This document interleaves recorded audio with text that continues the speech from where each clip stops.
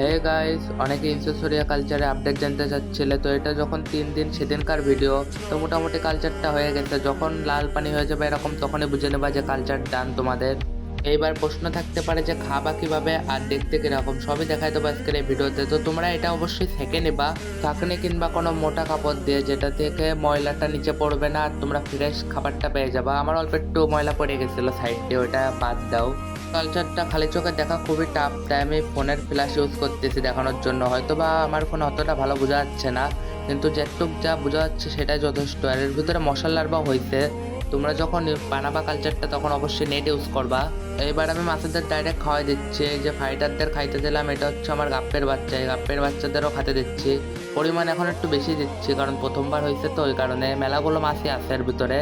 এবার তোমরা মনে মনে যারা ভাবতেছো যে শুধু বাচ্চাদেরই খাইতে দিলাম, তাদের জন্য আমি আমার প্রিয় মাছ অ্যালবাইনোরে খাইতে দিলাম। এটা আমার 2 পেয়ার আছে রাখা কোনায় সাইড করে।